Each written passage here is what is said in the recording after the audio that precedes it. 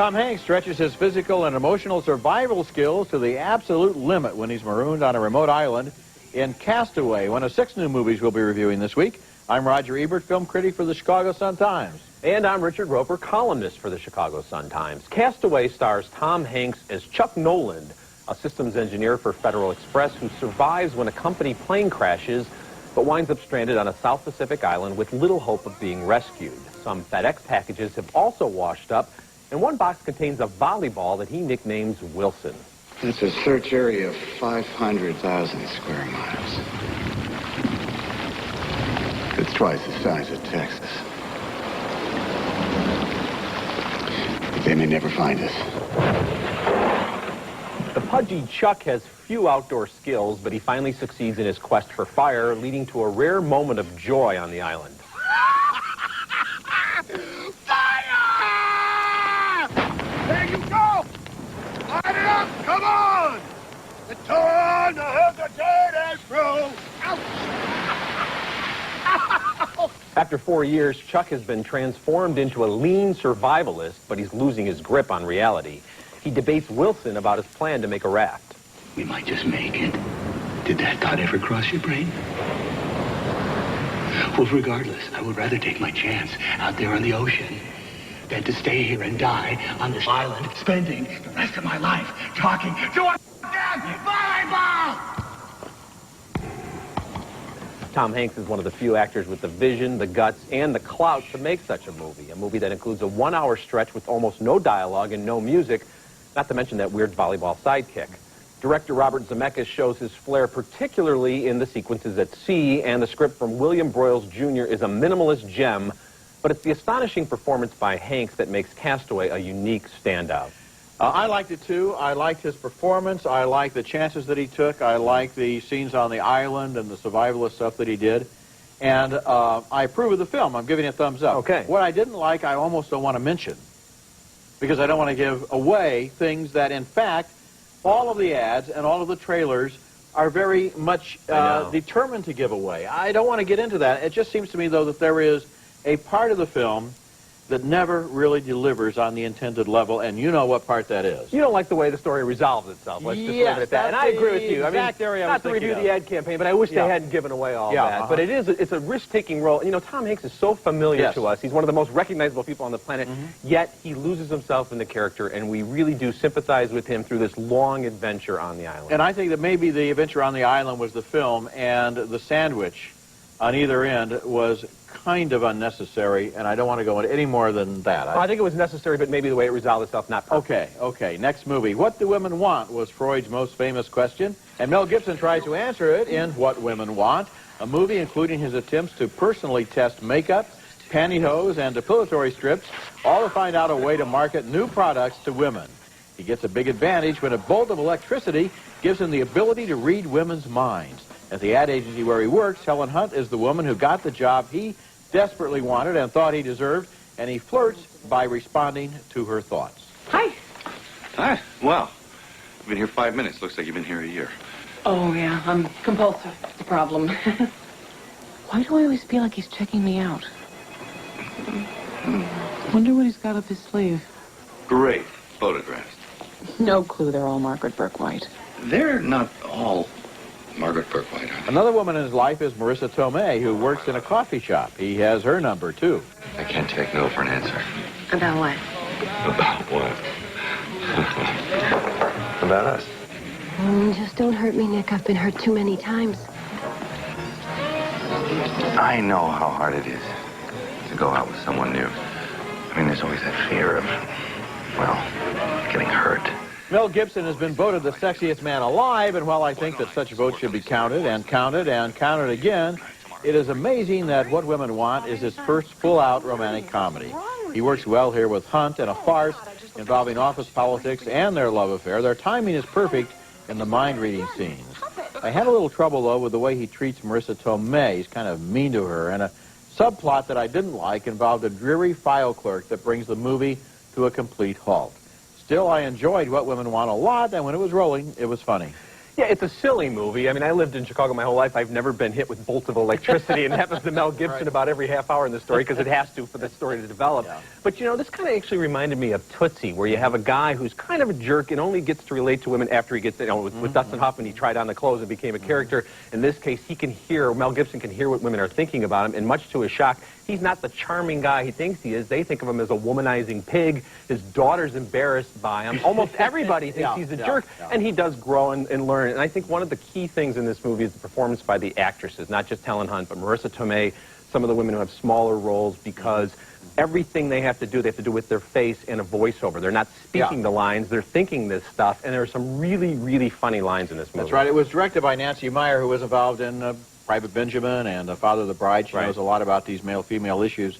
There's one great scene where he's making love, and you think, well, if you know what a woman is thinking while you're making love, it makes you a great lover, right? He finds out what she's really thinking is Britney Spears on Leno tonight? Yeah. I mean, moments like that are really, it's a very funny movie. You know, this is a good date movie, but I don't know what's going to happen after the date with a lot of couples after that.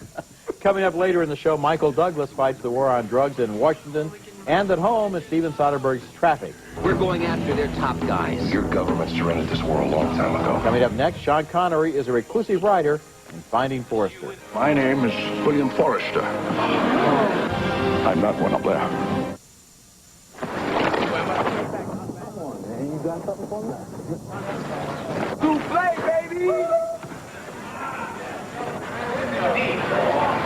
Sean Connery is a recluse who, from his window, keeps watch on his neighborhood in Finding Forrester, a film that celebrates the art of writing and the bonds of friendship.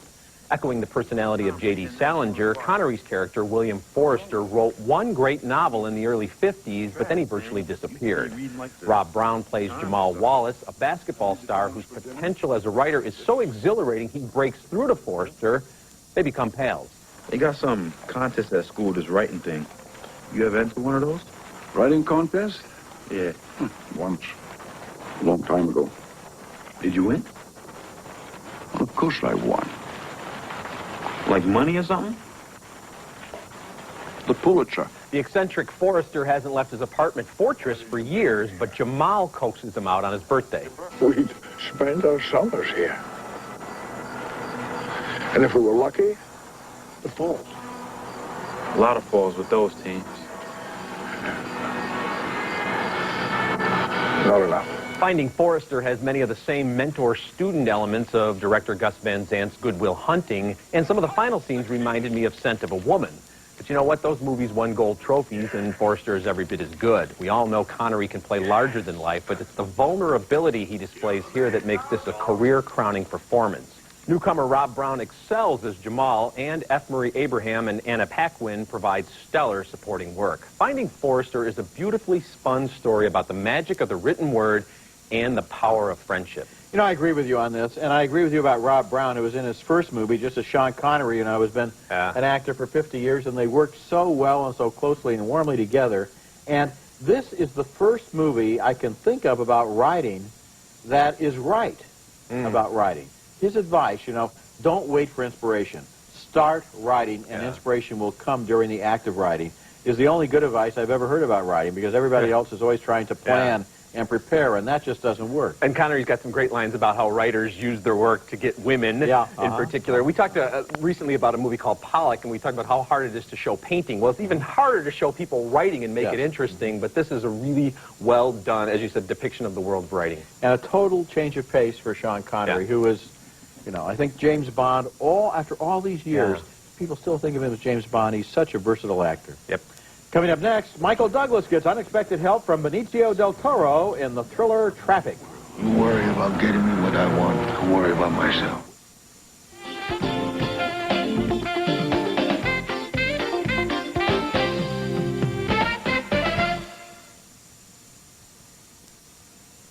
So you pay off customs officials? Well, you know, in Mexico, law enforcement is an entrepreneurial activity.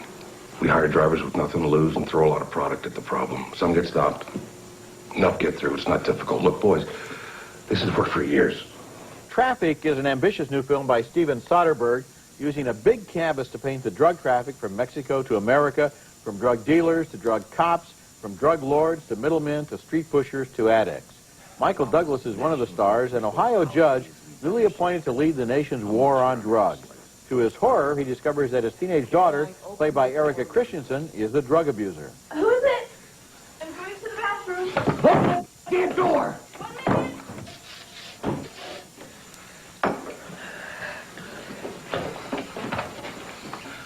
Excuse me, I just go to bed.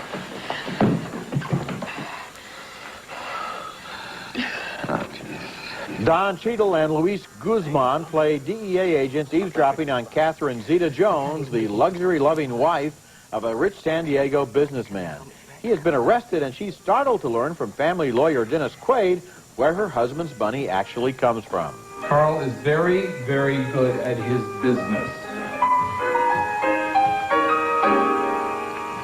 We're just smuggling illegal drugs into this country. And Benicio del Toro plays an honest Tijuana cop who gets caught in the middle between drug dealers, Mexican officials who are on the take, and the American feds. The swimming pool means it's hard to eavesdrop on their conversation. I believe it's important that we work together. Mexico and the United States, one hand washing the other. We agree. So maybe you can tell me about your informants in our operations. Well, we thought that maybe you'd have that kind of information for us. The movie never actually states a message, though, about drugs. It leaves that up to us, and what I got out of it is that after decades of law enforcement efforts and harsh prison sentences, drugs are still easily available and fairly cheap for anyone who wants them. The drug laws seem to work more as price supports to keep the profits up for dealers and to encourage bribes and corruption.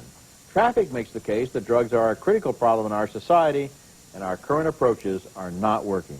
Well, that is the message. Yeah. That drugs have covered the world. There's nothing you can do about it. And, this movie runs about 2.5 hours in length, yet it zips by faster than a lot of 90-minute dogs because it's a great movie, and it's really 3 films. It's the story of what's going on in Mexico, the story of Michael Douglas playing the drug czar, and then this wealthy California couple who are high-end drug importers, as Catherine Zeta-Jones finds out about her husband. So you have all these interweaving things. They don't all have to come together because that's not how the real world is, and it's done so well. I could have watched a whole movie about any one of those 3 main storylines. You know, this Steven Soderbergh, his last 4 films have been Out of Sight, The Limey, Aaron Brockovich, which I have problems with, but nobody else did, and now Traffic. This guy has emerged as a major player in Hollywood, making good films. And this one, oftentimes when you have all these interlocking stories, people get confused.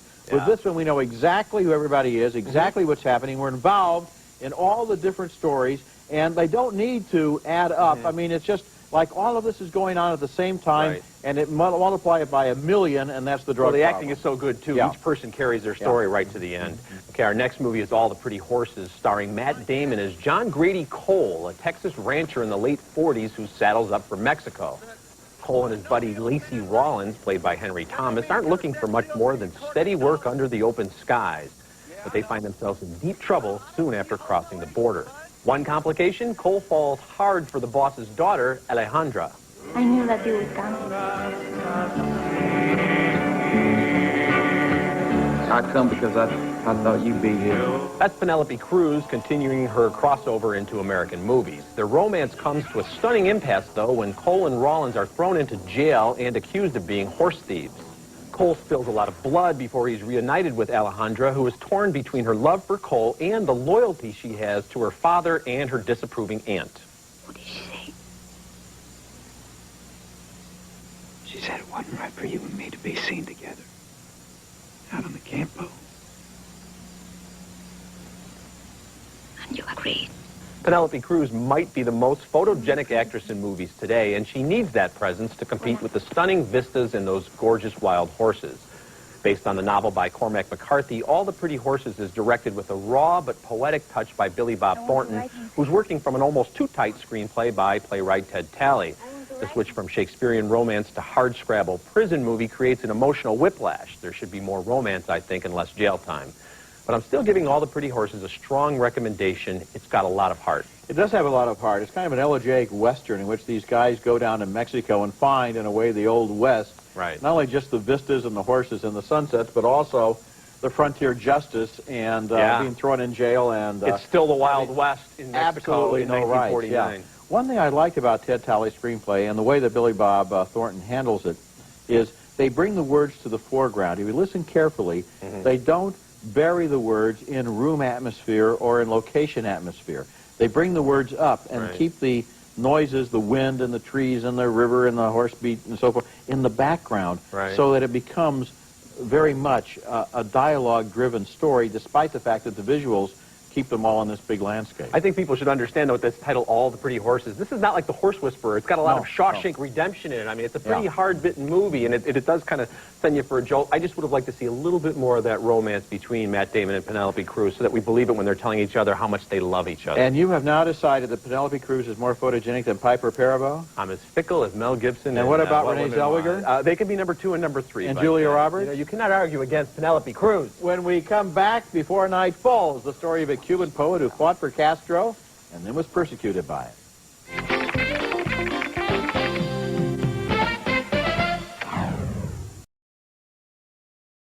Our next movie is Before Night Falls, the true story of Reinaldo Arenas, based on his memoir. He was born into utter poverty in pre-Castro Cuba, ran away at 16 to fight with the rebels, and grew up to become a poet and novelist who was persecuted by Castro's police for his writing and his homosexuality. Played by Javier Bardem, he's cross-examined by a Cuban official, played here by Johnny Depp. This book was published in France without permission of the Writers' Union. Therefore, you must have had someone to smuggle it out. You didn't go to France, did you? Depp plays a dual role in the movie, although you might not recognize him here as a transvestite in the prison where Arenas is sent. I heard that you can get things in and out of here. Could you carry a package for me? Of course, he denied it. I don't know what you're talking about. Here is Arenas late in his life in New York, telling his story for a documentary film. Aquí el estatus que me ha dado el Departamento de Justicia es el estable. Eso quiere decir que yo desde el punto de vista legal no existo. Estoy en el aire y no tengo ningún país. No soy religioso, soy homosexual. Javier Bardem plays Arenas not as a heroic figure, but as a stubborn dreamer who lives his life the only way he can. The movie was directed by Julian Schnabel, the famous American painter, who shows a painter's eye in the rich canvases of his visuals. This is not a rags to riches life, it's more like rags to rags, but at least Arenas lived it on his own stubborn terms. Well, you're right. He's not a hero. He's just a very talented writer who wants to have his own personal life, but that's enough to get you thrown in jail during this particular period of time. I did like this movie. I am recommending it. I thought it lost steam in the last third once he finally makes it to the United States and gets to New York City, and it's the true circumstances of his life, and not to minimize the sickness and what happened to him, but I've seen those scenes in other movies not as good as this one that led me to believe, and I just thought it maybe could have, to me, if it ended when he got to New York City and we just got a graphic telling us what happened after that, it would have been a much more powerful and effective film. In a way, you make a good point, because he gets his lifeblood from Cuba. He is a Cuban. Even though the government doesn't like him and the officials throw him in jail, the life of Cuba, as recreated by Schnabel here, and he shot on location in, I think, in Mexico. He certainly didn't shoot very much in Cuba. No, I don't think he was allowed in there. The scene, for example, where they have that crazy scheme to get the hot air balloon and float it up through the destroyed roof of the cathedral, the street life, the nightclubs, the beach life, the stuff like this is all so real, and that's where he belongs in a way, and that's where he gets his art. Yeah, so a qualified recommendation. Okay, we'll be back in a moment.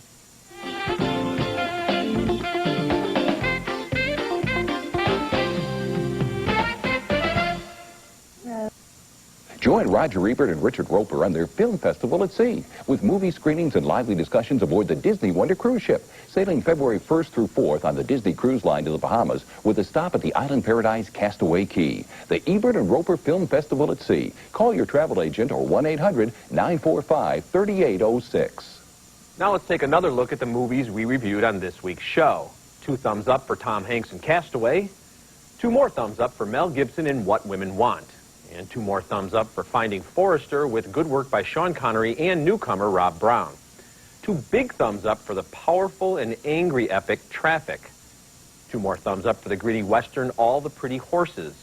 And finally, 2 thumbs up for the lyrical and harrowing Before Night Falls. What Women Want opens this weekend. The other 5 movies open over the holidays, although some of them don't go national until January. A lot of good movies here. I think the great movie in these is Traffic, one of the best movies of the year. Yeah, you know, I think we set a record by giving 12 thumbs up on this show since we reviewed 6 movies, but Traffic is the one that I think is going to be on a lot of best 10 lists. I'm not giving any hints about mine, of course, although maybe it will. Oh, yes, you are. Yes, I am. Okay, you can learn more about our film festival at C on our website, ebert-roeper-movies.com, where you can also hear our reviews.